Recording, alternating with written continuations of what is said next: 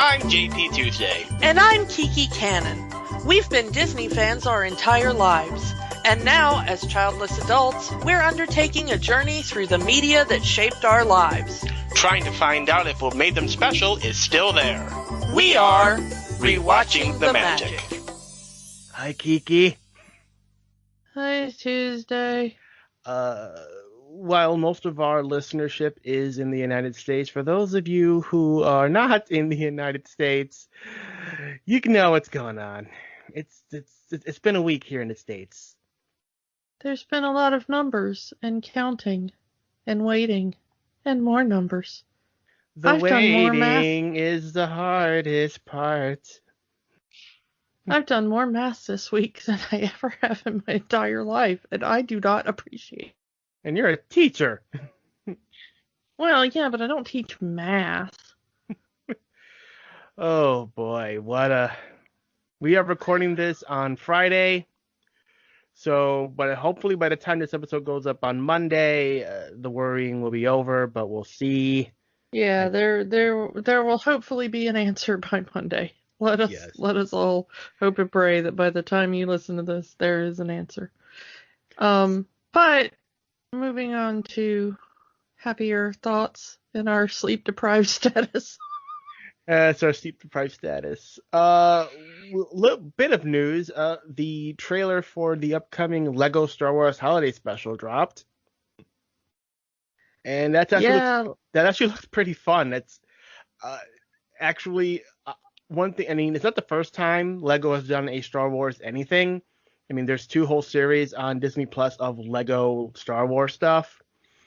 And I do like that, as the whole Lego thing is that they can poke fun of whatever IP they're using, but still show that they have a lot of love for that IP. Yeah, I really love that they're doing it in a very similar style to the Lego Batman stuff, which I really loved. Mm-hmm. I really think that they just nailed the perfect tone on the Lego Batman stuff, and it seems like the trailer for the Lego Holiday Special, Star Wars Holiday Special, is gonna be very similar in tone. Mm-hmm. That it knows the deep lore and it respects the deep lore, but it's not gonna take it too seriously. Yeah. And it's a non-canon story anyway, so everyone who's going to get bent over it, just have fun. It's just a little fun, little special. And when that drops next week, hopefully everyone will enjoy it, because everyone enjoys. Yeah, and I love that when I listened to the when I watched the trailer, I was like, ooh, I can peg a few of those voices as Mark Hamill, and none of them are the voices you would expect from him. Well, Hamill has done the Lego stuff in the past. He has actually voiced Luke Skywalker in at least one of them. Yeah, I mean, he might be doing Luke, but Luke didn't say enough for me to really peg the voice. I haven't looked it up on IMDb, so this is totally going off of, just my ear. But it did to me sound like he was doing Palpatine, which he has done before in Robot Chicken. Mm-hmm. I think he did it in Robot Chicken. He did it somewhere where he did a Palpatine voice. And then that definitely sounds like Billy D. Williams as Lando, though. It could be. He definitely did Lando for Robot Chicken at one point. Mm-hmm. And I also think it's Mark Hamill doing his Harrison Ford impression for Han Solo. He does a remarkable Harrison Ford impression if you've never heard him do it. And I'm pretty sure that's it in the trailer. He also did that one on Robot Chicken. Mm-hmm. So, yeah. So it looks like it's going to be fun. I am super excited about it. I love everything about it, and I hope it's going to be, however long it is, of just silliness and joy. All right, so let's move on to what we're really talking about here. Another dive into the Disney afternoon, because you see, once upon a time in Toontown, there was a cat that had it all. Fortune and fame. Top of the game up until he hit the wall. Then he became a cop cracking down on crime.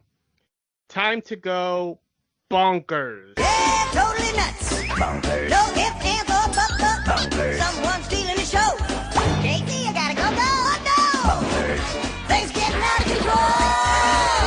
Now you're caught in a trap, ready to snap. Snapping the cap and taking a rap, but you can't hold back that wacky attack. That's why you're still a star, 'cause you're bonkers. Bonkers. Bonkers. Bonkers. Wherever you are. Bonkers. Yeah, totally nuts. Totally nuts. And this is a special request made by our good friend Viga from a few weeks ago. And our Hocus Pocus buddy. Yeah, our third witch. And today, as we were recording this, it's actually Viga's birthday. So we're recording Viga's request on her actual birthday. Happy birthday, Viga. Happy birthday, Viga. Though it'll be a few days afterward. Happy late birthday, Viga. Oh. So yeah, we've kind of mentioned Bonkers before. Yeah, but I want to know, what is your kind of personal connection to Bonkers? Were you like super into this when it was on the air, or? I first saw Bonkers on Raw Tunage, which we've mentioned before. This is a show that introduced Schnookums and Meat and another character, Marsupilami. And Raw Tunage was this hodgepodge show. They would show different shorts of different characters every week. And the first few episodes were kind of having a guest host. I remember one episode, the guest host was Sebastian the Crab. And I remember that airing on Saturday mornings. And then Bonkers, for me, my first exposure to this version of Bonkers was actually on the Disney Channel. 9 episodes of the Miranda Wright episodes actually aired first on the Disney Channel. And then it was announced that Bonkers was going to move from the Disney Channel to the Disney Afternoon. And now there's a fat guy named Lucky Piquel as his partner. That's the weird thing about this show, is that they made an entire season with one main character, or a partner for Bonkers, decided this was not going to work, and did a completely new season with a completely different partner, and then tried to connect those two seasons together somehow. See, for me, it was a little different. I don't know how much I actually saw of Raw Tunage as its own show. Mm-hmm. I think I was introduced to all the characters via other things. Mm-hmm. But I watched Bonkers first on Disney Afternoon, just because I watched the Disney Afternoon and it was part of it. I had no real connection to this show as a show on its own. It was just kind of what was in the block. And I remember Lucky being the first partner, and then them getting rid of that for a chick. Yeah, in my little kid brain, because that's the order I saw them. So in my little kid brain, I was like, well, obviously. Yeah, let's get the big one out of the way, the one that everyone talks about, how a lot of people see the similarities between Bonkers and Roger Rabbit. You have a Toon Star teaming up with a detective, and they're on the beat solving crime. And a lot of people to this day will say that this was a Roger Rabbit series, an attempt at a Roger Rabbit series. And we talked about this before with our Roger Rabbit episode. They needed to get Spielberg's permission to use Roger Rabbit because it's a 50-50 ownership. And to bypass that, they just created their own character. To the point where even this Bonkers was made fun of on Animaniacs. That's how petty Spielberg got about that. There's at least one cartoon that I know of which Slappy Squirrel kind of says, no wonder you like that Bonkers show. That junk's rotting out your brain there. So Spielberg was not too happy about Bonkers as a show. Probably why we haven't seen Roger in a while, because of that. I'm going to say, I know that the creators of the series have said, like, no, we always meant Bonkers to be its own thing. I mean, yeah, we may have gotten the idea of, like, what if a Toon was a cop from Roger Rabbit, but, like, it's a... And I gotta tell you, we'll get into this more in a bit, I do not buy that. This Because I was actually, watching those episodes after having recently watched Roger Rabbit again, so it's very fresh in my mind. Mhm. And all I can think is, this is, at least the Lucky episodes, are Roger Rabbit with the serial numbers filed off. And not even completely filed off. Lucky acts a lot like Eddie Valiant in the fact that he doesn't like tunes. He's just very surly. He's not drunk because it's supposed to be a kid's show. And they did add a wife and daughter for him. But he's very much Eddie Valiant in that sourpuss mentality. You would have to take me back in a time machine to follow the creators around for me to believe that there's nothing there. And like we said, it's Spielberg. Like I said, Spielberg believes that this was an attempt to go around the ownership of Roger Rabbit, you know. Yeah. Even when you get Miranda into it, it still feels like Roger Rabbit with a female sidekick to me. Yeah. So yeah, we're not buying it. The official position of the show is we are not buying that excuse. This is Roger Rabbit with the serial numbers filed off. Yeah, and we're not reviewing the first official episode, but the way the show puts it up that Roger is a big-time cartoon TV star, his show gets canceled, and he's fired from the studio, trying to find some sort of new way to live. He ends up running into Donald Duck in some park in Hollywood while he's being mugged and ends up catching the crook. He's then made a cop and paired up with Lucky Piquel, and that is the show.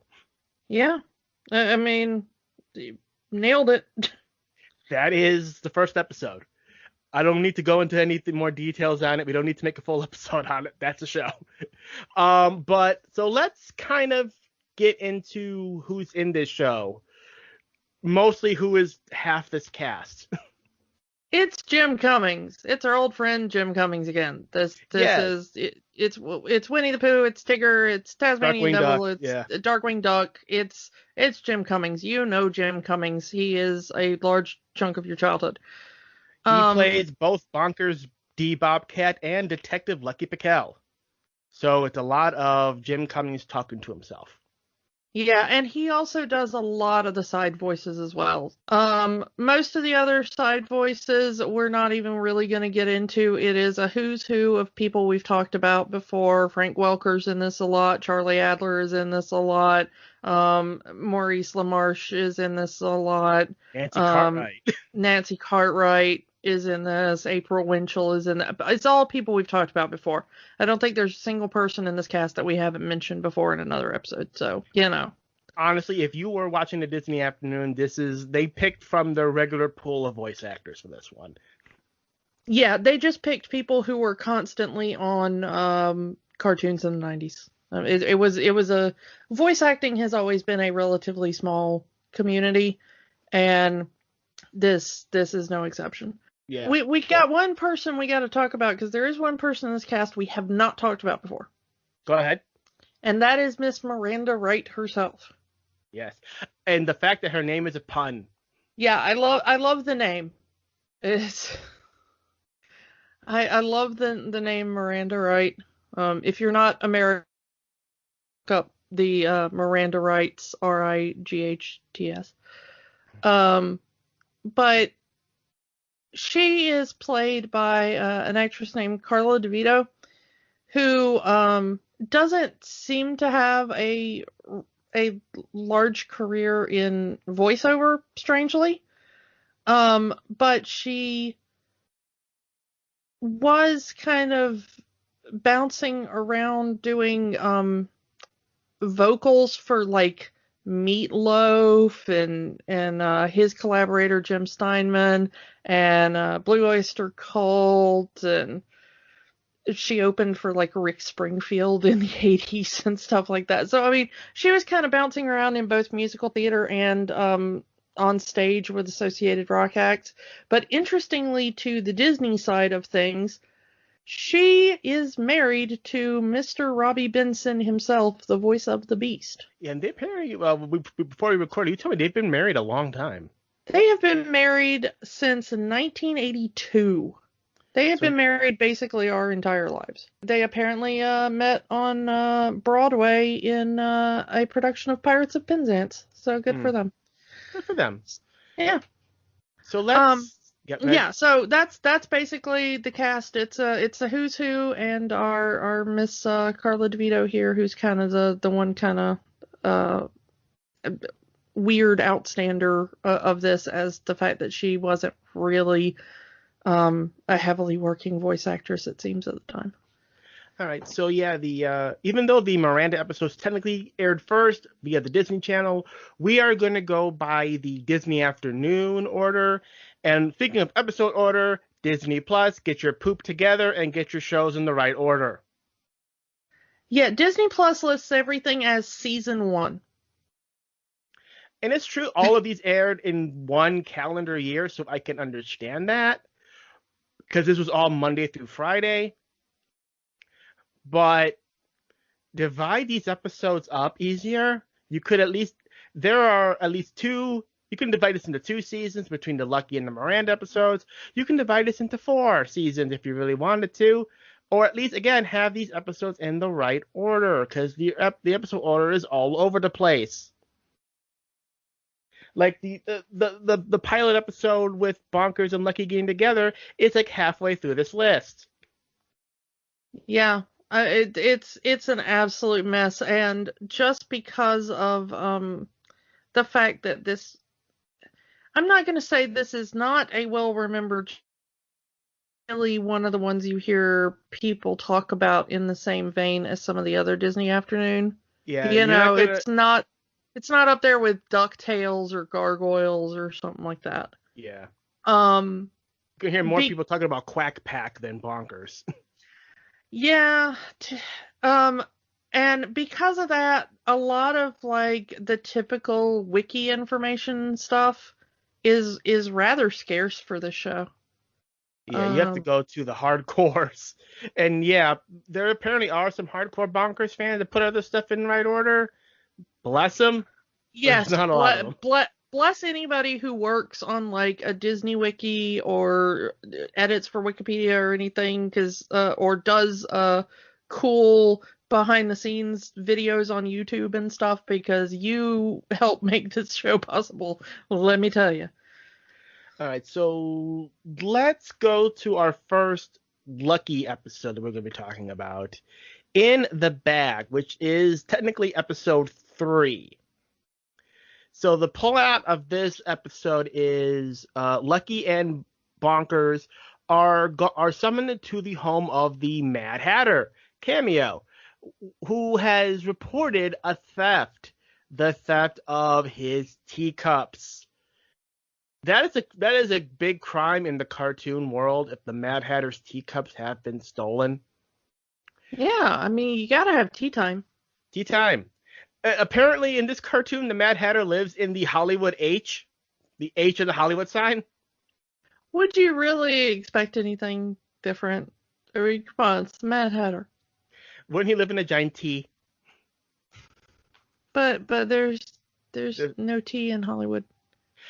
I kind of like this idea of the Hollywood sign being sort of like apartments for cartoon characters. I think, to be honest, that's kind of what you want the Hollywood sign to be. Like, if you've never been to LA and you don't know what that looks like in reality, like if it's just like an image in the movies to you, that's kind of what you want it to be. You want it to be like a hotel you can go stay at. Yeah. You know? Like, I went and stayed in the Y in the Hollywood sign. It was awesome. But, you know, it's just like, some sheet metal painted white or something. It's like it's not covered in graffiti or whatever. And they give in this episode no mystery. The camera is straight on this bag that apparently the Hatter and March Hare own, that it kind of snickers on camera. Like, there is no mystery. Granted, this show is made for little kids, so you can't have that big Law and Order style whodunit mystery. Yeah, what would this be rated today? Like a Y7 or something? Yeah, because there's a bit of slapstick cartoon violence. This is for a Disney cartoon. They really do lean into the slapstick, really also putting it more into the Roger Rabbit vibe. Yeah, the plots to all these episodes are very thin. It's going to sound like we're skipping over the plots, but we're really not, because every plot in this is basically an elevator pitch that has been surrounded by slapstick bits. Yeah, gotta wonder what happened to Alice. Well, Alice is a princess. Obviously, she's probably living in the Disney castle.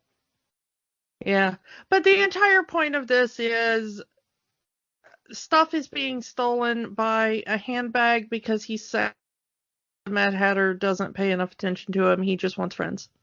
Yeah, and it is kind of sad. I mean, there is a bit of a redemption arc for the bag, and he's not really a bad guy. He just wants attention, which for a cartoon, it makes sense. He's not a villain. He just wants someone to like him.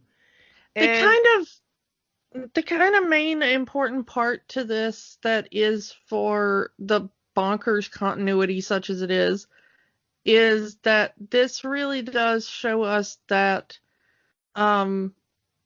Lucky wants a promotion. Like, he's a very ambitious cop. He doesn't just want to be kind of a beat cop with a tune partner his entire life. Yeah, he wants. It seems like he's more concerned with his pay level, his position in the force, versus actually being a cop. That has no actual, reference in 2020 at all. Yeah, but it does show that he's ambitious. He wants, there's a whole B storyline about an inspector coming to see him to evaluate his work and all that kind of stuff. But that part kind of shows you who Lucky is. He's ambitious. He wants to be a good cop. He wants recognition for his skills. Yeah. Which, again, it's good to. I mean, that's any person who is good at their job wants recognition. And it feels like he's been passed over.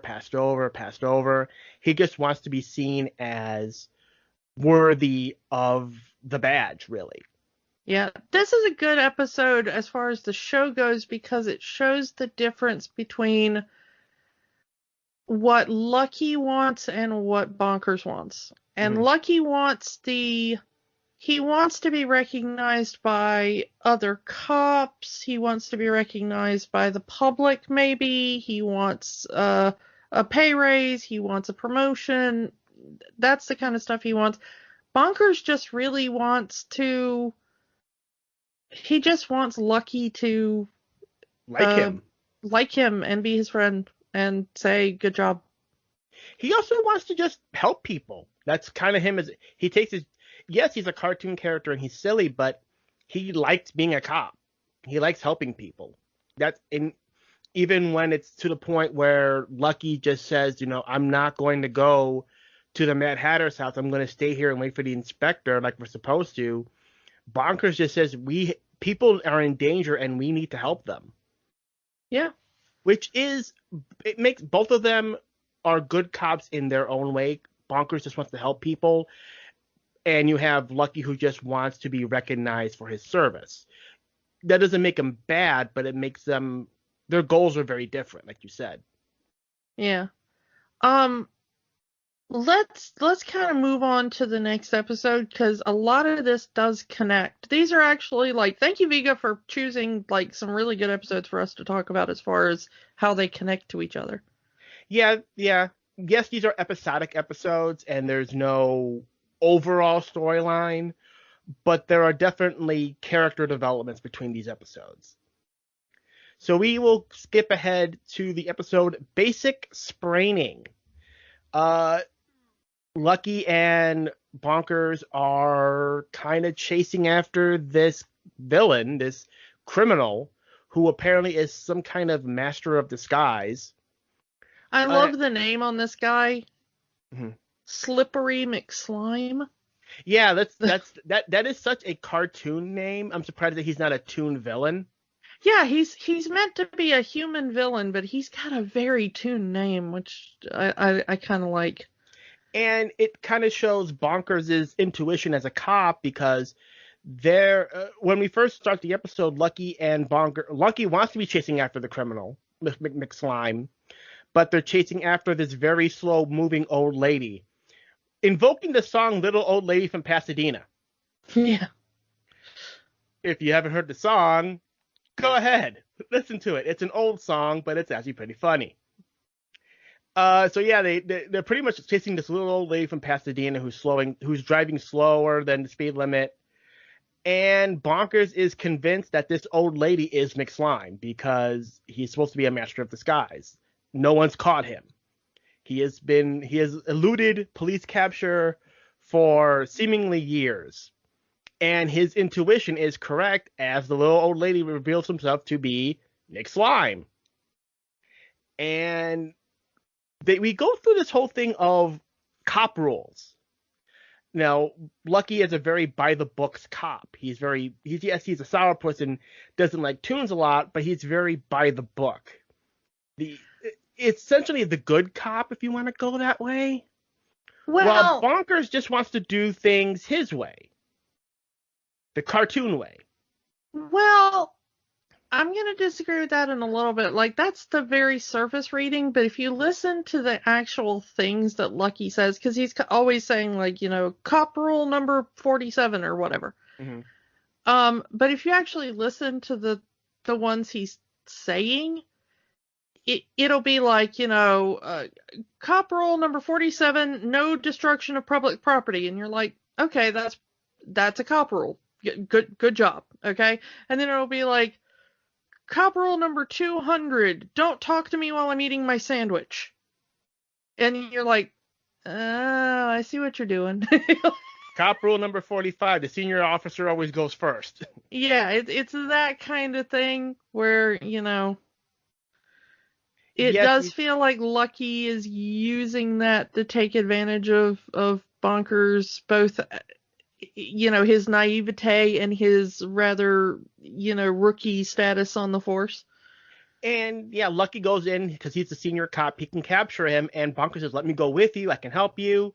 No, you're still a rookie. I can do this.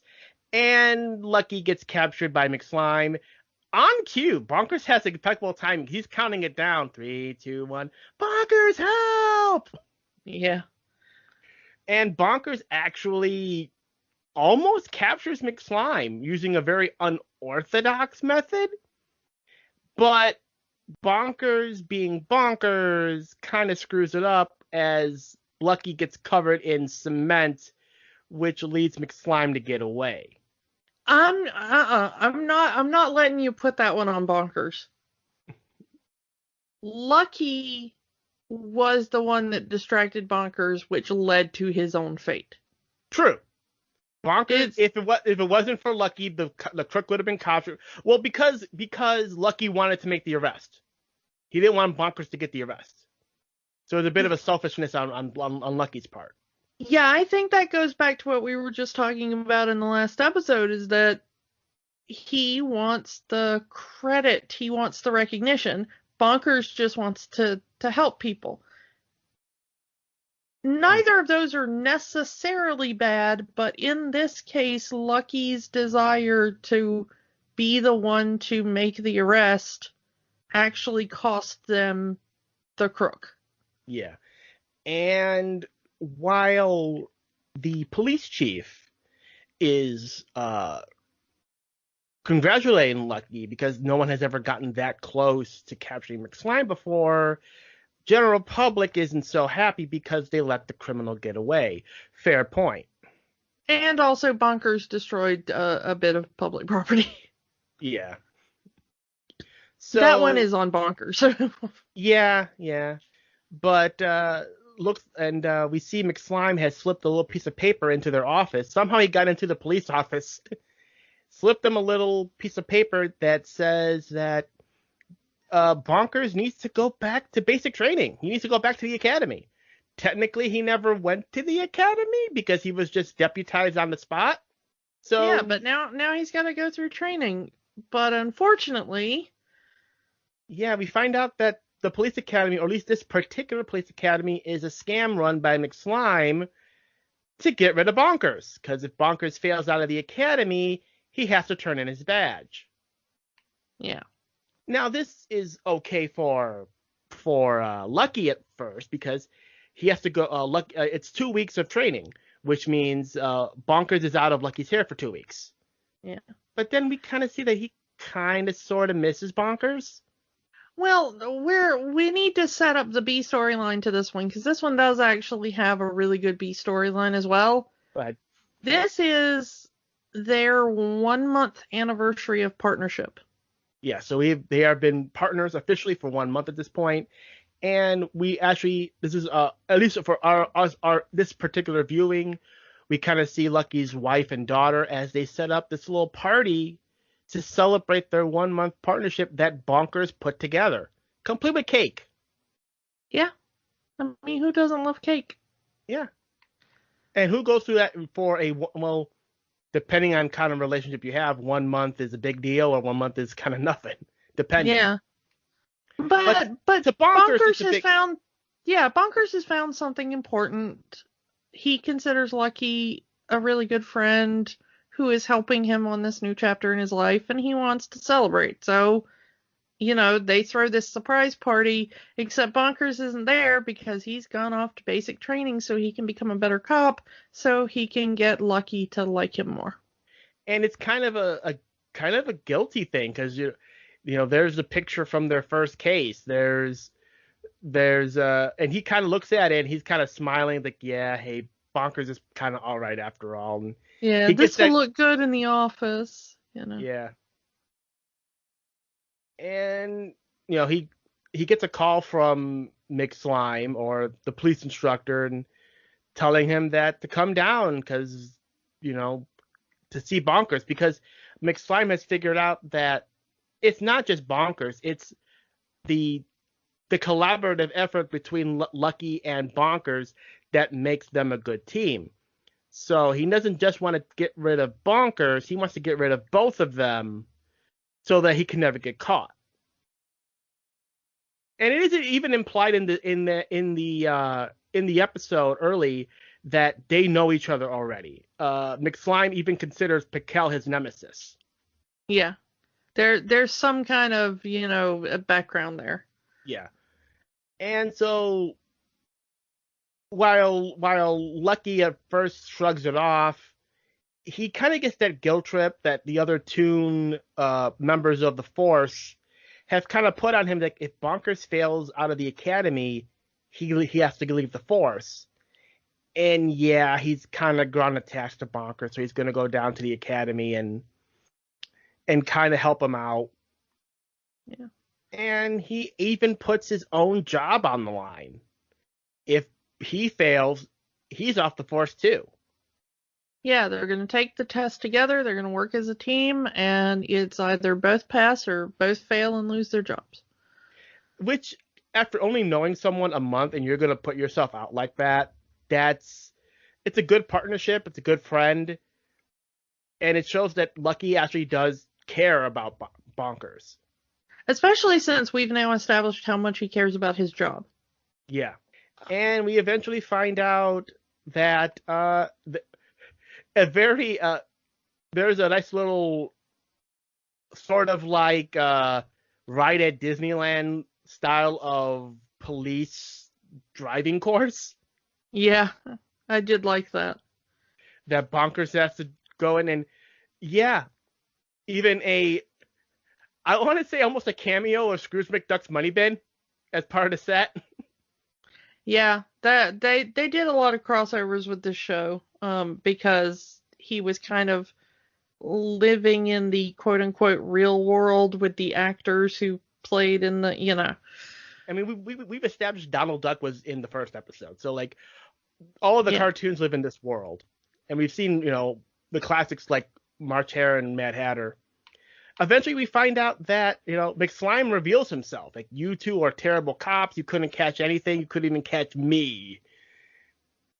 And it's with the unorthodox, well, straight up, McSlime tries to kill them by running them over with a bulldozer.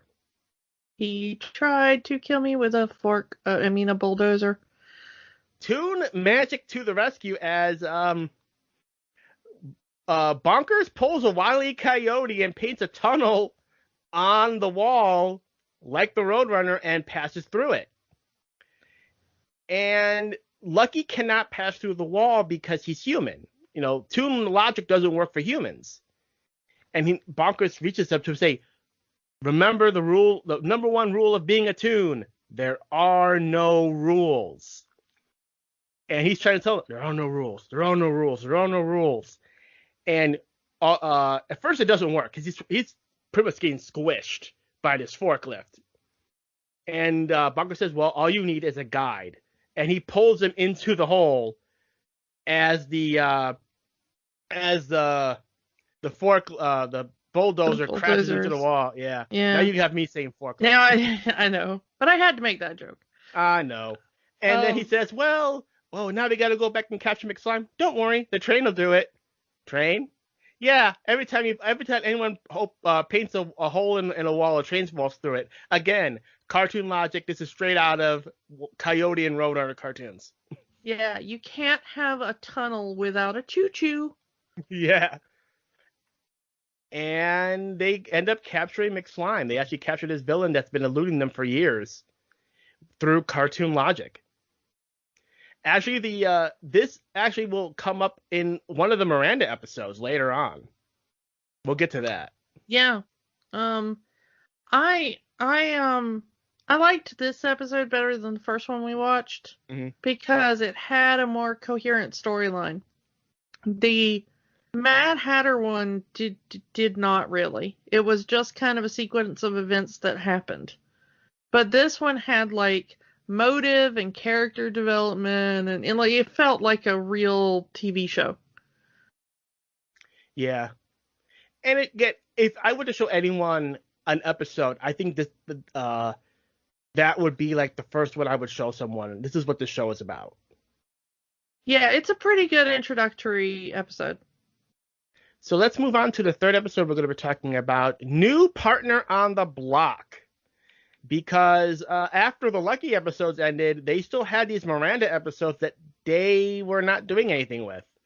So they round up the season by airing the Miranda episodes. Well, the Miranda episodes and the Lucky episodes are very different from each other, including a different set of characters. So if you're going to have these Miranda episodes part of this world, you need to write off a few. So New Partner on the Block is the official introduction of Officer Miranda Wright and the farewell of Lucky Piquel. So apparently a domestic terrorist has been threatening Hollywood to blow up. The 90s, when you could get away with domestic terrorism in your children's show. Domestic terrorism in the United States. Yeah. Pre 9/11. Pre 9/11. And he's asking for a ransom or he'll blow up the entire city. Quick side note, they never say Los Angeles in this show. It's always specifically referred to as Hollywood. I kind of like that. Like it's only that one section of Los Angeles. It's never said the greater Los Angeles area. It's always just Hollywood. Well, it's also a little bit, I think, to separate it from the real world. Because in the real world, you think of Hollywood and Los Angeles as interchangeable, but it's like, no, we're specifically within the fiction that is the metaphor of Hollywood. Yeah. It's not actually a physical location. It's just, Hollywood, where they make the movies, and there are cartoons everywhere. So anyway, they're going after this domestic terrorist, and Lucky and Bonkers kind of... It's Bonkers that kind of figures it out, because the picture we see of the terrorist is he's eating peppers. And apparently there's only one store in all of Hollywood that sells this particular brand of peppers. So they actually have to go on a kind of a stakeout. Lucky kind of does a very, very bad undercover costume to try to get into the store as a salesperson. But they eventually find the terrorist and chase him down to his hideout. Lucky is going to go in there himself. We've established that Lucky likes to do things solo without Bonkers' help, and trips the bomb. We have a death. I was really shocked when I watched this because they like slow-mo action movie this nonsense. Yeah. Like, you see the, like, shock wave of the bomb rotating out and, like, debris coming and Bonkers' face kind of twisting from the, you know, the glass on the windshield of the cop car getting shattered and every... If I was 7 watching this is a terrifying scene. And that was just the first act, kids. Yeah, if it wasn't for the fact that they kind of do like a you know, like a music sting right after it, you know, that's like, you know, I've just watched my partner blow up and all that's left of him is a shoe. Yeah. And then it's like, and now wacky interstitial music commercial. Because it still is a kid's show. You can't have the kids. You can't traumatize the kids yet. Yeah, but it's like, why even do that? Because they went a little bit farther with it than they necessarily... Like, they didn't need, like, all the slow motion Bonkers reacting to, like, oh my god. You know, like it... Someone wanted this to be their Emmy-nominated episode. Yeah, it's a really weird tone, even for the show.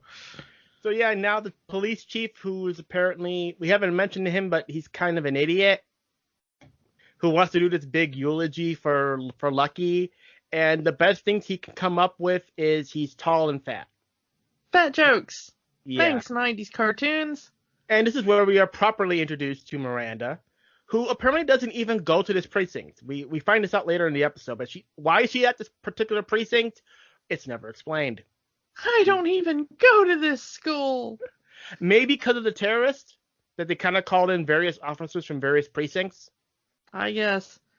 Anyway, so they kind of do this memorial dinner for Lucky. That, again, Bonkers had just met Miranda like that day, and she's already invited to this dinner because we have to establish these two as a team because they're going to be the team going forward. It turns out Lucky didn't die because this is a kid show. Lucky has been captured by the terrorist, who is upset because he blew up the bomb and now he has to get more bomb materials to make a new bomb. And we haven't mentioned this yet, but apparently the terrorist has also kidnapped a member of the FBI and is holding him hostage. I don't know if we ever got a name for this FBI guy. I don't remember it. Telson. Mm-hmm. Okay. Agent Telson of the FBI.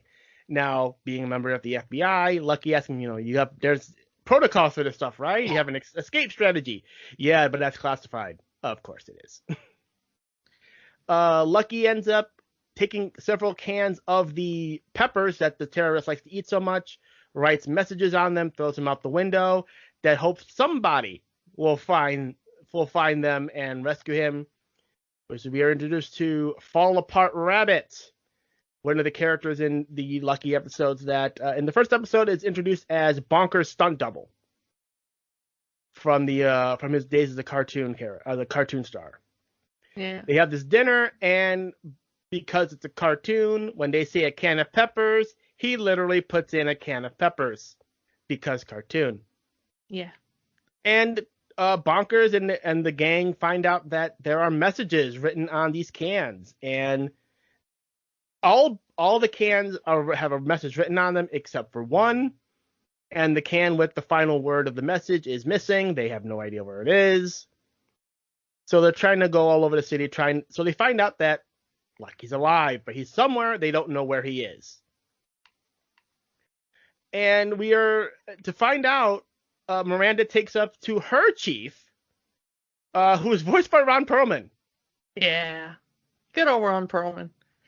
Again, these are characters from the Miranda episode. So yeah, we have an entire season of a police chief voiced by Ron Perlman, who apparently also doesn't like tunes.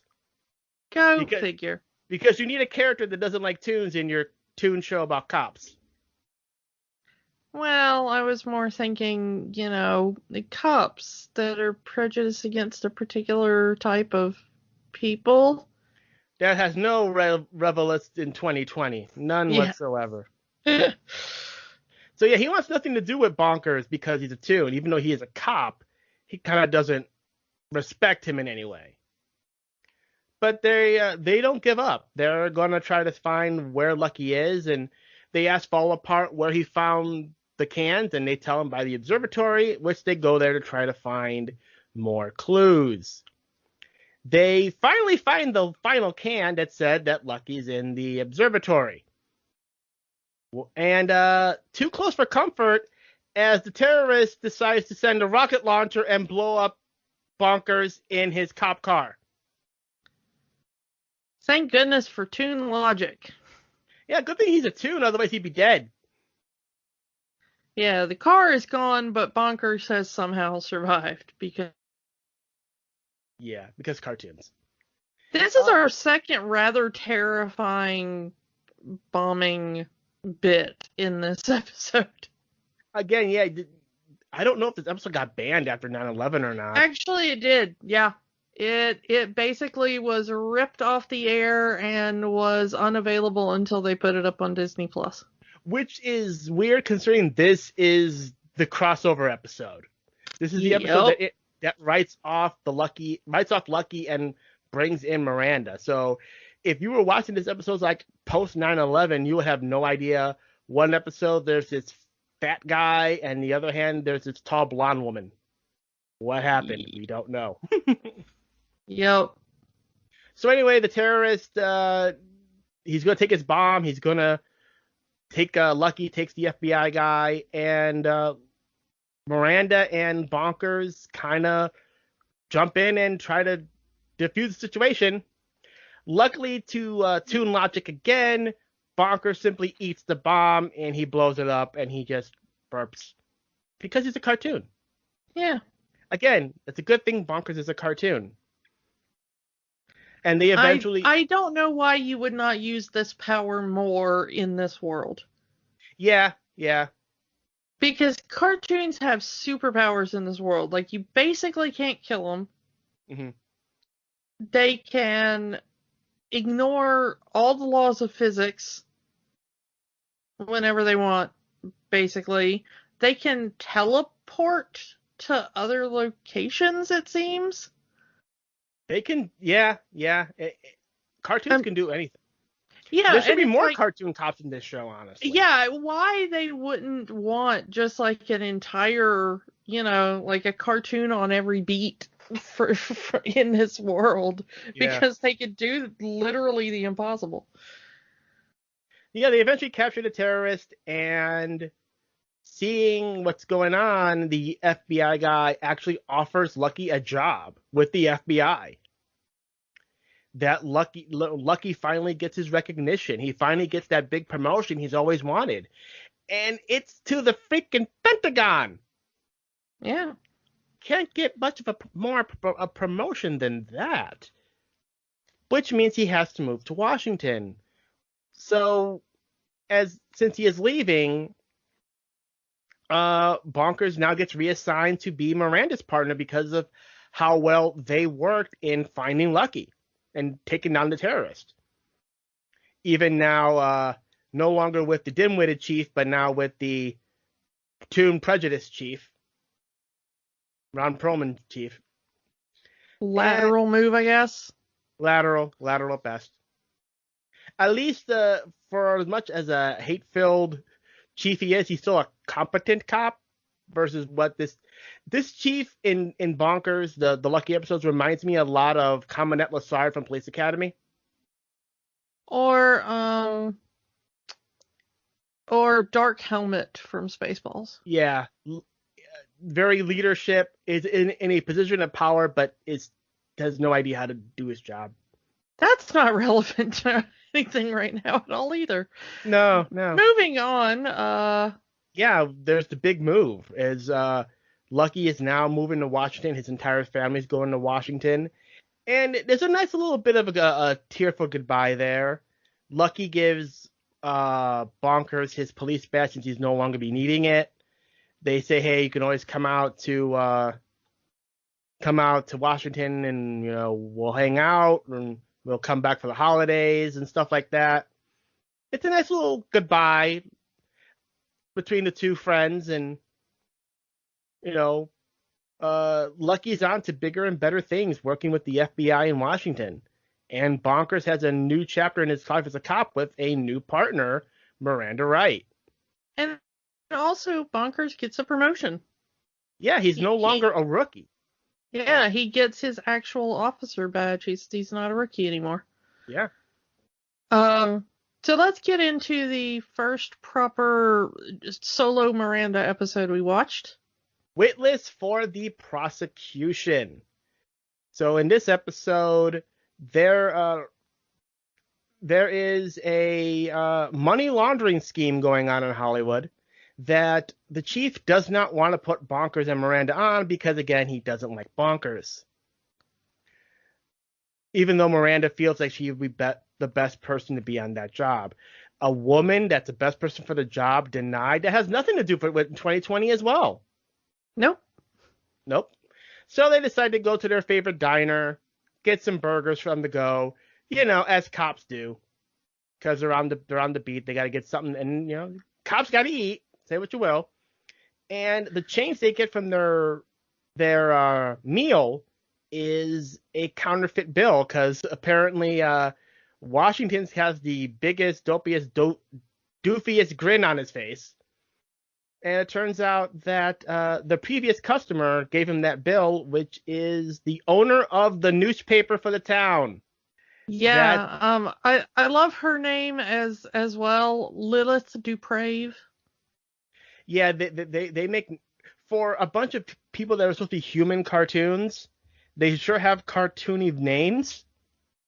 Yeah, the humans have more cartoony names than the actual tunes do. Yeah.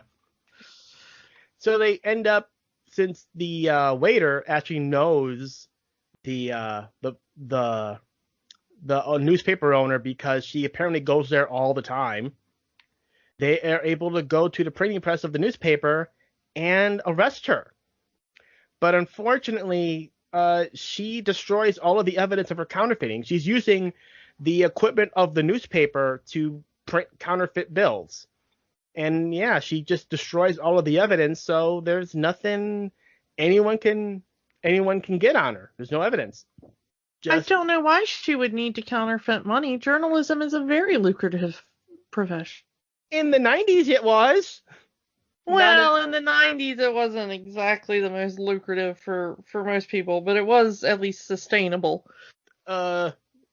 Miss Newspaper Lady here is completely confident she will be acquitted of all charges because, hey, she's a celebrity. Who are you going to believe? The celebrity, or as she calls it, a discount meter maid? That's sexism. But also, she's got a bit of an ace up her sleeve because she figures, well, they might believe her, but I can get around that by just sending an assassin to kill her. That is a bad Arnold Schwarzenegger impression. Yeah. Let's send Discount Arnold to... Again, this is the 90s. Terminator 2 was like the biggest movie of that era. Every 90s cartoon had an Arnold impersonator on it. Tiny Toons, you name it. Oh, yeah. So, because the only witness to the counterfeiting was Miranda, she has to be put into a safe house. But apparently, because the assassin was able to get into police headquarters and try to kill her, they don't think that the police safe houses is a good idea, so they have to take her somewhere that not even the police know, which turns out to be Bonkers' house. And Bonkers, he's very excited for Miranda to stay at his place, but he doesn't understand that she's supposed to be in hiding, and he wants to throw a party to welcome her to the house. Well, yeah, it's the first time she's over at his place. He wants to, like, introduce his new friend to his other friends. And yeah, but he's making a lot of noise, and no one's supposed to know that she's there. I think also, just like, as we mentioned before, Toons don't really seem to have the same concept of, like, death that humans do, so really understands the seriousness of, like, there is a guy trying to kill me. Anyway, he starts getting a lot of noise in the party, which gets some of the neighbors involved, and again, no one's supposed to know Miranda's there, but now the entire Toon neighborhood knows Miranda's there. Great going, Bonkers. Yeah. But we see another cool trick of cartoon logic. It's just the fact that he can take basically a backdrop of a beach scene, drag Miranda through it, and they're just on a beach. Yeah, he wants to do something nice for Miranda because he feels that he upset her, which he kind of has, by doing the party. He wants to do something nice for her by taking her to the beach, but she can't go to the beach because she's supposed to be in protection. But hey, cartoon logic, we can go anywhere we want, which fits into the previous episode of them going into the hole in the previous episode. Yeah. This also has another one of my favorite jokes from this run of episodes we watched, which is when he says, have like a ukulele concert at 9:30, and then we're gonna have the lava dance at 10. We're gonna have first aid at 10:05, and then we're gonna have feast at 10:30. I just love the idea of the lava dance followed immediately by first aid. Yeah. Great joke. Good job, writer of that joke. And while Miranda is kind of appreciative of Bonkers' hospitality, she can't take living with the guy. She again, they're good partners. Granted, this is the first episode of their partnership, but she likes Bonkers, but she can't really stand living with the guy. Even calling the chief saying, hey, you got to get me out of here. But now, as they expected, all of the other police safe houses have been compromised because the assassin's been there. Yeah, so, I think it's less the kind of like, they're good friends, but they would make bad roommates thing, and more of a, she is a human, and Toons do not understand that humans and Toons run on different logic. Yeah. She wants, it's quiet now, I've got to sleep, and they're like, trying to have a party, and they're trying to make everything fun and silly and an adventure, and she's like, no, I want quiet. Yeah, and even Bonkers tries to cook for her, and there's a big explosion because cartoon cooking. Which, again, really does set Miranda off, And yeah. Bonkers means well. I mean, he means well, but thanks to a little, Bonkers' own antics, the assassin realizes that Miranda is staying at Bonkers' house. We did skip over a part, though, as the assassin has gone into Miranda's own apartment and found the picture of her and Bonkers together, and he ends up staking out Bonkers' house, sees Miranda in the window, and because this is an Arnold impersonator, we need to get the Hasta La Vista baby out of the way. Which strangely he's got the Hasta La Vista baby, and then a few minutes later Miranda uses the I'll be back. In Arnold's voice. So weird. Yeah, in Arnold's voice, yeah. Anyway, it's court day. She has to go to court to testify. And the assassins and a couple of goons are coming to Bonkers' house to wreck poop up. But the other Toons are there, and they're using their Toon powers to kind of make sure that Bonkers and Miranda are able to get away and make it to the courthouse. Even throwing one of the goons into the beach portrait, and he's kind of stuck there because they rolled up the screen. Yeah, and he doesn't know how to, cross the barrier or whatever. He's stuck there. However that works. So anyway, the assassin makes it up there. We get Miranda saying, "I'll be back," and a nice little fight scene between Miranda and the assassin as they crash into the courthouse as the case is about to be dismissed because Miranda is late for the case. Yeah. And as soon as she gets into the courthouse, she arrests the newspaper lady again because, hey, this lady just tried to kill me. So not only is she's guilty of counterfeit, she's accused of obstruction of justice and attempted murder. So she's going away. That's a long rap there. Yeah. Yeah, and eventually, the episode, they have one more scene at Bonkers' house as Bonkers kind of wants to have another party, even overflowing the house and turning it into an ice rink for ice hockey. But yeah. Miranda, it's a nice little gag. And that's that episode. She says so. Yeah. Yeah. Yeah, she likes hanging out with the guy, but Bonkers gets to be a bit much. We all have that one friend that they're cool, but you can only handle them in increments. So we go to the final episode that we're going to be talking about. This one was the one that Viga really wanted us to review. Tokyo Bonkers. Like the first one out of her mouth when we were like, which episodes do you want us to do? So Bonkers and Miranda has captured a Toon villain, Z-Bot, I believe its name. Yeah, Z-Bot. And they have been signed with transporting the criminal back to the home country of Japan. Why are you having to beat cops do this? I don't know. Yeah, it seems like the idea is that Z-Bot escaped at some point. Mm-hmm. And was kind of an international criminal wreaking havoc. And only Japan has the technology to kind of contain this highly technological thing. Well, yeah. So we find out about Z-Bot. Z-Bot used to be a star in Japan in a sort of Transformers style cartoon.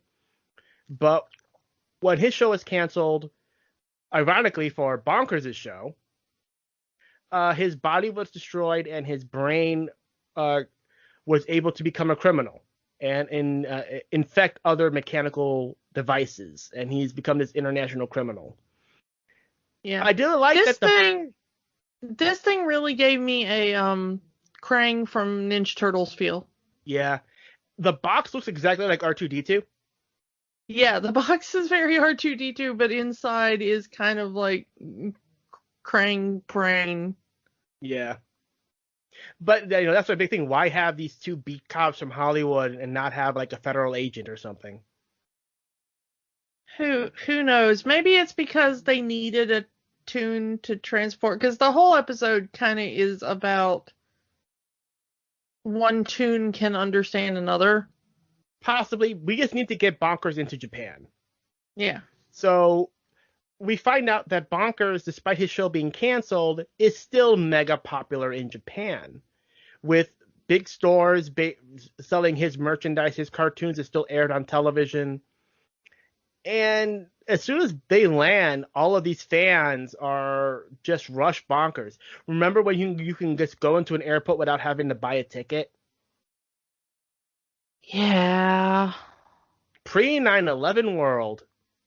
And also, Bonkers does a whole bunch of stuff on the plane that it's like, well, even with a cartoon, if you did that on a plane, even allowing for you're a cartoon, they would have immediately grounded that flight and arrested some people. Yeah. So anyway, the Tokyo police is briefed on who Miranda and Bonkers are. The cops know Bonkers because, again, he's super popular in Japan. One of the cops is a big fan, even naming off several of his cartoons. They go through Z-Bot, how basically it's exposition for the audience of who Z-Bot is. So, Z-Bot kind of tries to get Bonkers to open his containment case because, hey, I'm a big fan of yours. Can you give me an autograph? One tune to another. And Bonkers, this is Bonkers' own fame and glory path kind of biting him in the butt this whole episode.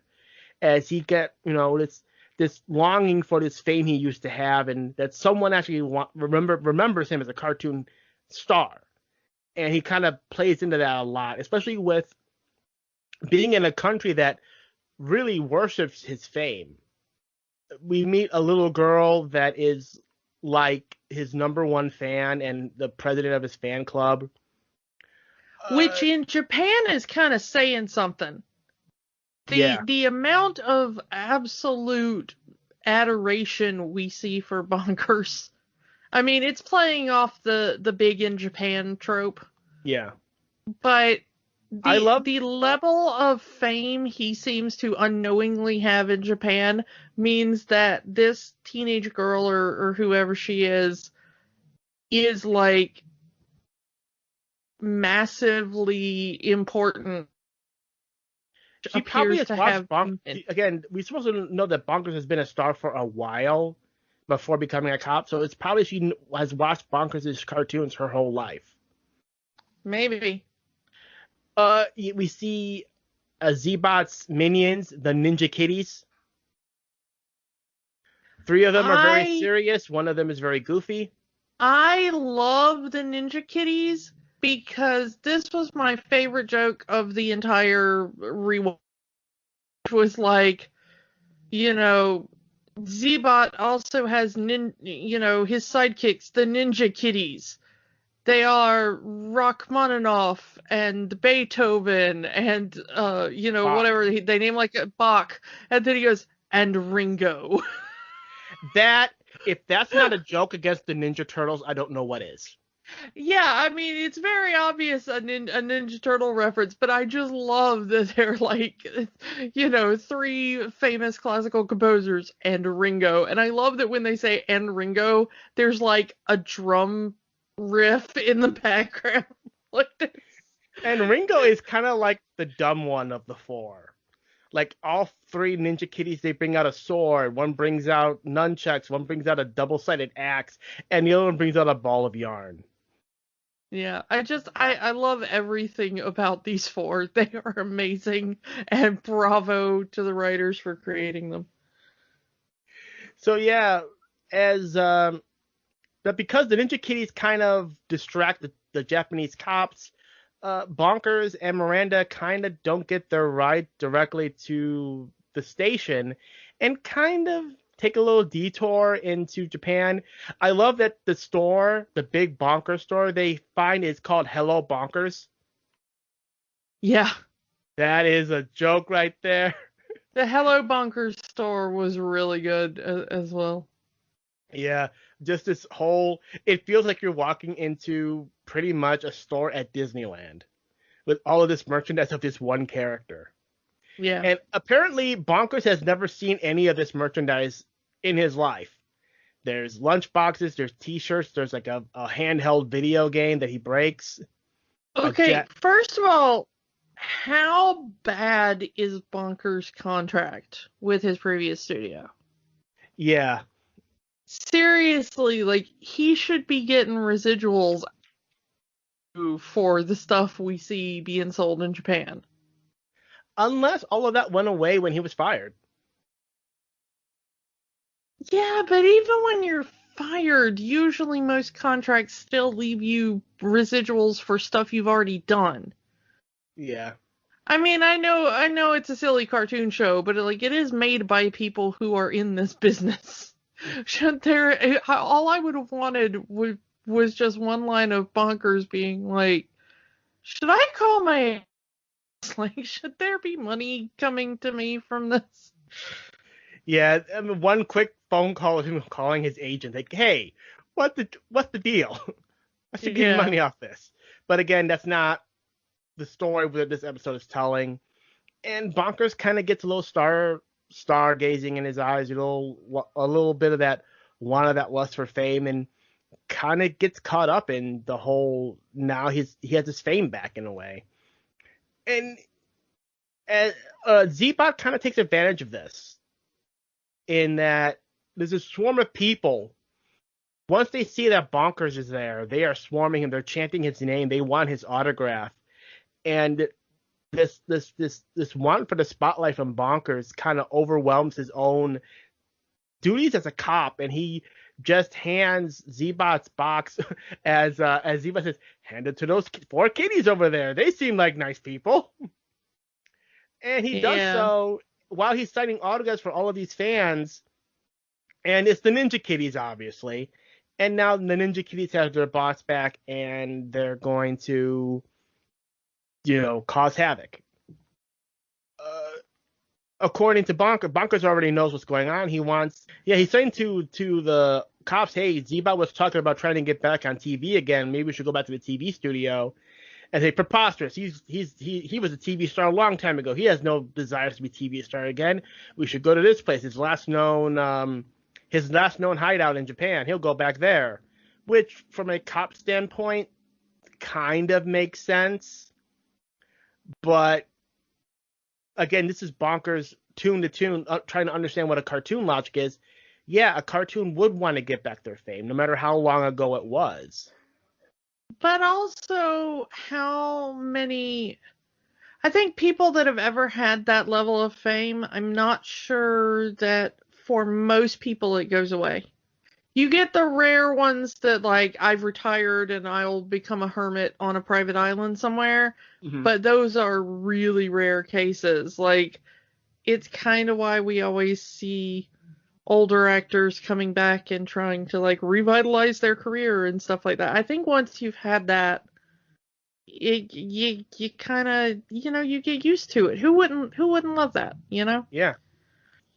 So yeah, the Japanese police chief straight up kicks Bonkers out of the precinct, saying, "Hey, cartoon, go be a cartoon, go be a cop. Cartoons shouldn't be cops." A little bit of the racism there. But again, that's kind of the overall theme of this entire show is humans don't think cartoons should be cops. Yeah. So yeah, he finally, he decides he's, okay, if I'm not going to be a cop anymore, I'm famous in Japan. Comeback time, baby. So he goes to the TV studio not to find Z-Bot, but to try to get back on TV. And he's doing a good job of it. They want him back. They're offering him a sweet deal. Again, he is apparently, it says a lot about a TV show that has been canceled to still get ratings. And we've seen, there are old shows that are still getting aired on TV right now that still get decent ratings. I mean, there are people who still watch reruns of, like, Friends and stuff like that, and they want those shows to come back. So yeah. The Bonkers reboot. And he's all for it. He's just, we'll negotiate a contract. All while the Japanese cop and Miranda, they're at Z-Bot's old location. They can't find him. And as Bonkers was correct, Z-Bot and the kitties have kind of gone back to the TV studio and are trying to take it over. Well, not trying to. They actually do. They let Z-Bot out of the box. Out of the box. Yeah. He, like you say, he looks like Krang from Ninja Turtles. And he's taken over the TV studio to air his old show. Yeah, it's gonna be an entire 24/7 network of him. Yeah, he still wants that fame. He wants his old job back. And yeah, Miranda ends up convincing the police chief, hey, let's go back to the TV studios anyway. He might be there. We might, get Bonkers back. And they find that Z-Bot's there, and they get captured.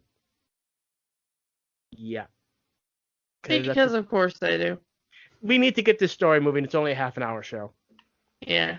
And as before, meanwhile, the executives are there with Bonkers. They want him to sign the contract, and they'll start working on the show immediately. And Bonkers, he's all for it. He's about to sign the contract when Z-Bot takes over all of the TVs in Japan, saying he's going to air nothing but his cartoons.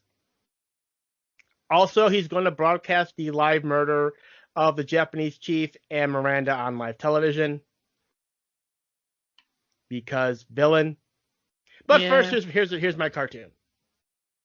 So, I mean, it would theoretically be good ratings if you could pull it off. Yeah. So his instincts are kicking in. His own cop instincts are kicking in, and Bonkers goes to save Miranda because that's his friend, that's his partner. Is able to disconnect Z-Bot from the TV controls, and Z-Bot's out of there. He ends up getting on the fangirl's bike. We don't know how old this girl is, but apparently she's old enough to ride a motorcycle in Japan. Yeah, I don't know what that age would be either, but I have a feeling she's like late teens, early 20s. Yeah. There's a nice little gag here where they stop the cartoon to put on their helmets because this is a kid's show and you have to set a good example for the kids. This is why Darkwing Duck wore a helmet in those cartoons, because you need to show the kids that safety first. Yeah, but I love how explicitly they do it in this one, where they turn and like both the hero and the villain turn, and it's like, we need to be wearing our helmets, and then they look directly at the camera and they're like, because smart people always wear helmets when they're on a motorcycle. Yeah, that's a definite dig at the censors. We need to get a moral in this episode. Okay, here's your moral, and we're going to make it as blatant as possible. Yeah. And so they keep going. Bonkers gets the idea to drain the oil out of the motorcycle so it can't move. Unfortunately, oil on a road, not good for our cops. Since Z-Bot can't control the bike anymore, he goes to the next robotic thing he can find, which is a giant animatronic Bonkers from the top of the Hello Bonkers store. Yeah. The image of Bonkers fighting a giant of himself from his old show. It's Bonkerzilla! It's Mecha Bonkerzilla. And of course, it's a Japanese episode. You have to have your giant monster because, yeah. So Bonkers, he knows he can't beat Z-Bot traditionally, so he appeals to him tune to tune, takes out the very contract that he was about to sign, and saying, hey, we can get you back on TV right now. All you have to do is sign on the dotted line and you have your show back. Appealing to that ego, and it works. Z-Bot actually goes down to sign the contract, and Bonkers traps him inside the very jack-in-the-box that he got from the store.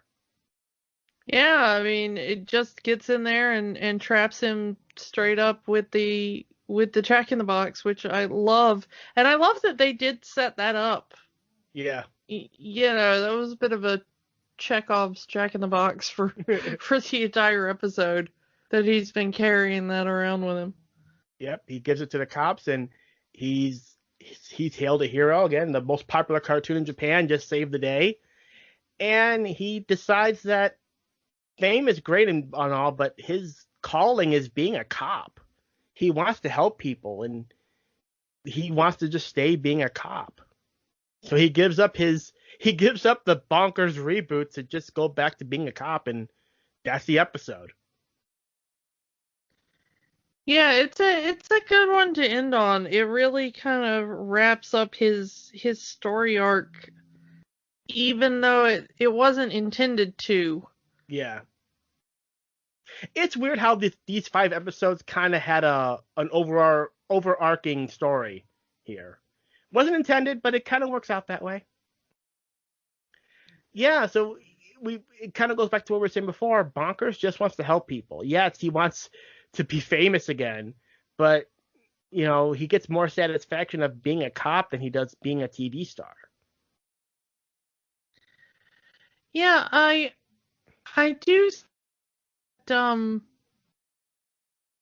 There's a lot of character growth for Bonkers, even though they didn't really seem to intend it. Mm-hmm.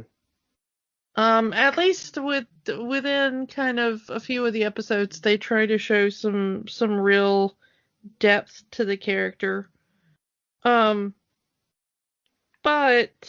that being said, I kind of feel that character development is a rather pale imitation of the thing that it's kind of obviously a ripoff of. Yeah. I mean, Roger Rabbit was able to get more character development in a 2-hour movie than this thing gets in an entire series. But this is also very episodic storytelling. You need to reset to square one at the end of every episode, and this was 5 days a week. So you kind of have that.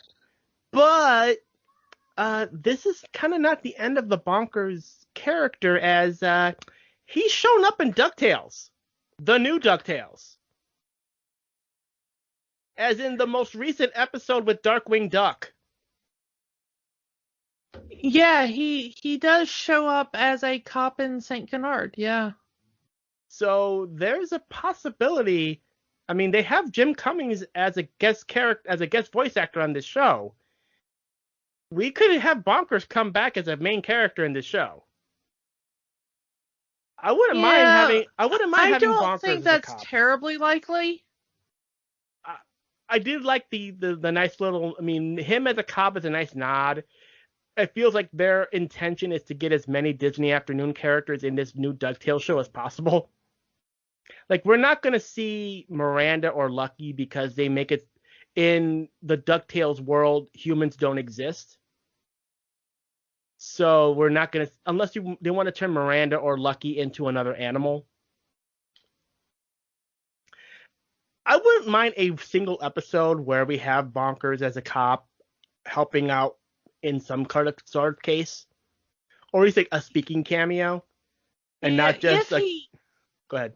If he comes back at all, I think it's going to be a very short thing. It's going to be like one scene where he's got a couple of speaking lines, or at most a single episode. Yeah.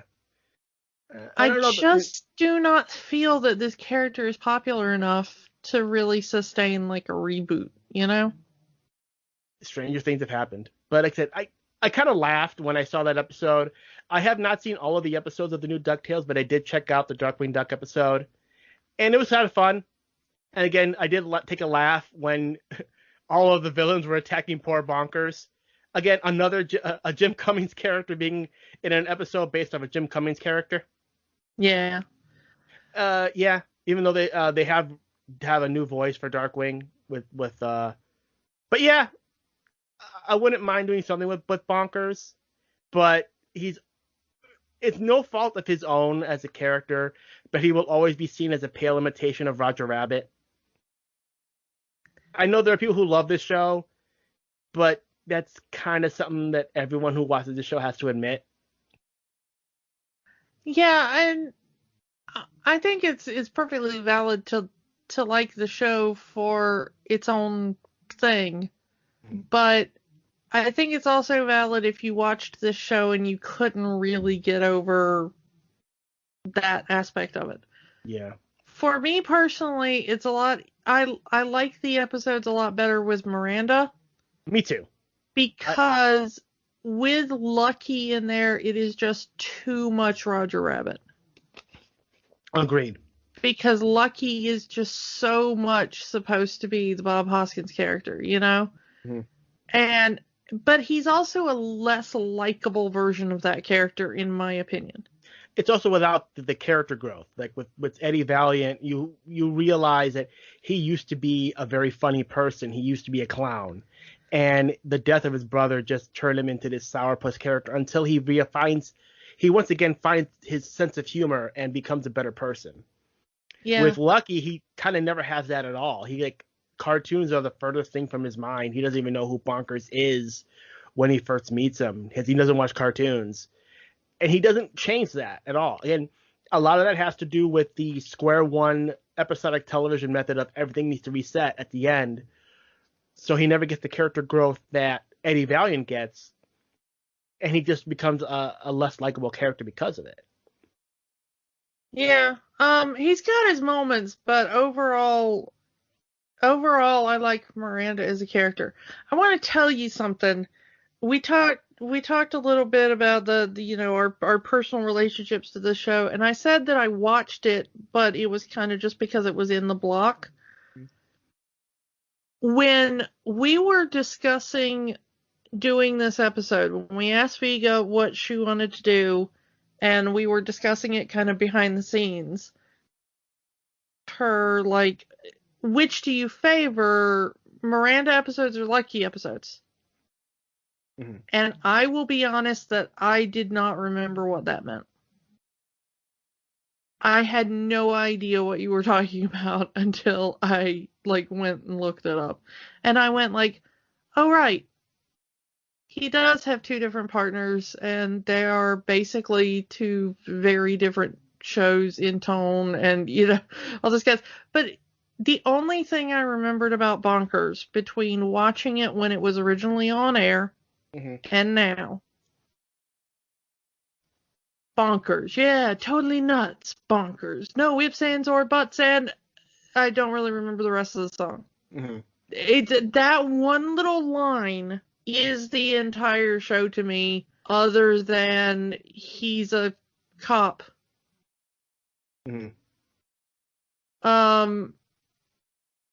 This show, for me personally, made no impression on kid me. So let's kind of talk about this as particular of this rewatch. Does Bonkers have the magic? I'm gonna say no. I think if you don't have nostalgia for this show, it's not. I'm going to say at least for the Miranda episodes, I felt there's something there, but as an overall show, I'm going to say no. It's pretty forgettable. And then again, it's discount Roger Rabbit, whether the creators intended it to be or not. If you watch again, if you were the age that we were when we saw this movie, we had already seen Roger Rabbit. So this is essentially trying to do Roger Rabbit without Roger Rabbit. Yeah, and I like what it tried to be. I respect that they brought in a lot. We didn't really talk about it except with the first episode we talked about, but they brought in a lot of Disney characters in this. Ludwig von Drake. We talked about the Mad Hatter, the March Hare. Donald Duck was in the first episode.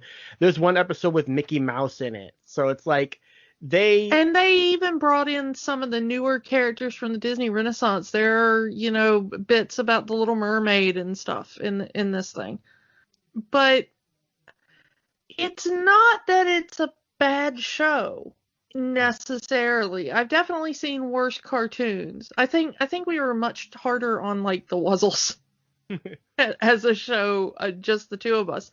There were parts of this that I did find funny. I don't remember laughing at the Wuzzles at all during our rewatch.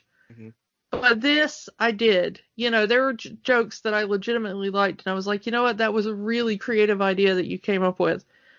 But I think under the shadow of Roger Rabbit, I never personally find shows about cops to be interesting.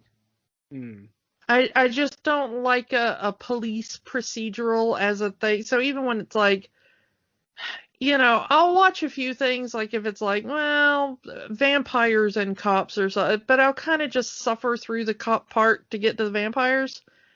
And with Bonkers, it's I'm suffering through the cop part to get to slapstick comedy, which is not a thing I hate necessarily, but it's not what will like make me show up, you know? I'm not the biggest slapstick fan.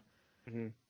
So at this point it's like, hey, do you want to watch a cop show that's also slapstick? It's like, no. If this straight up was a Roger Rabbit cartoon, I think it would be you could probably get through the cop stuff a little bit better. Well, yeah, the Roger Rabbit stuff didn't hit me as bad because he's not really a cop. Like, yeah, Eddie is a former cop, but now he's mostly just kind of he's just a private detective, and, he just goes and looks into things for money, and that's, I don't know. I've got less of a problem with that. But, I don't know, I want to like this show more than I do. And I don't know why that is. Like, there's part of me that, especially in the Miranda episodes, I really want to like this show. But at the same time, I just can't get over the kind of multiple failings it had. Like, the different, like, why were there Lucky episodes and Miranda episodes? Yeah, I mean, like the Miranda episodes aired first, and I guess someone at Disney did not like what those episodes were, or maybe they did not get the ratings that they were hoping for, and they felt that a male cop would have done better. Also, the art style of the Miranda episodes and the art style of the Lucky episodes are very different. The Miranda episodes are more colorful, more bright, and the Lucky episodes is more trying to do more realistic colors, especially with the human characters. It's very odd. The kind of, it's like they shoved two different shows together. They really did. I mean, with a recurring character. Yeah. It's like watching DuckTales and then Darkwing Duck, and then they both have Launchpad as a central character. Yeah. I don't know. It's just it was such a bizarre concept. I think it's very much of its time. I'm not sure it's ever going to come back in any meaningful form. Mm-hmm. But if you've got nostalgic feelings for it, it's on Disney Plus. Go treat yourself. I don't know. It just didn't hit for me. There's something in these shows. There's something in this show. Like I said, I felt more of liking more of the Miranda episodes than the Lucky episodes. And I think because Miranda, like I said, it's different enough from the Roger Rabbit mold that, especially with having a woman cop as opposed to having the sourpuss detective male cop, it's different enough that, yeah, you can clearly see the inspiration, but it's trying to do its own thing. And with the Lucky episodes, it's pretty much trying to recreate the Eddie Roger dynamic, which doesn't always work. It works for the episodes that we've seen, and there's definitely heart in this show. Whoever made these episodes really, really liked what they were doing. That there's just that little bit that is.